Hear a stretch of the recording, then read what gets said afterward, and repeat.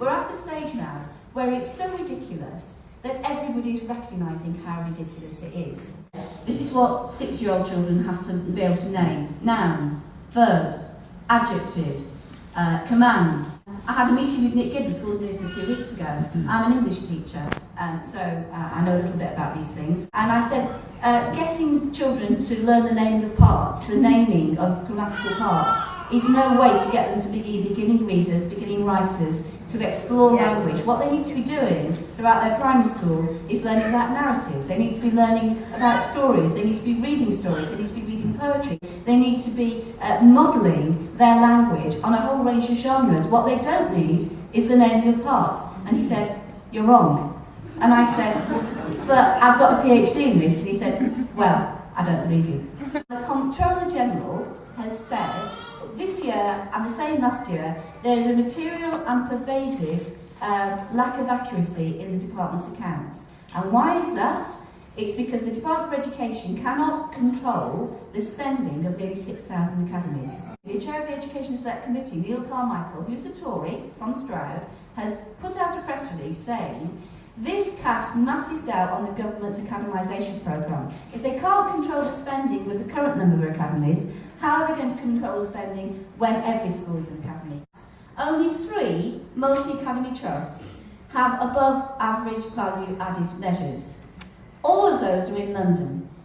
Every other multi-academy trust is underperforming.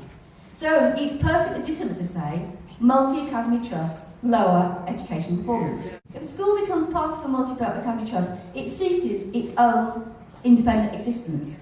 It no longer has a legal existence as a school. It becomes part of the conglomerate, which is a multi-academy trust.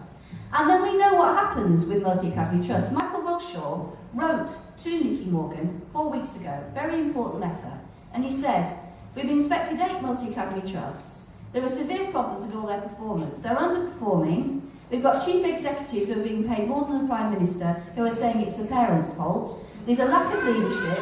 There's a lack of high standards. There's a lack of care for the pupils. The pupils aren't being followed up if they don't attend. There's a lack of quality in teaching. And these 7 multi-academy trusts have, in the course of the last year, spent £8.5 million on consultancy for poor leadership."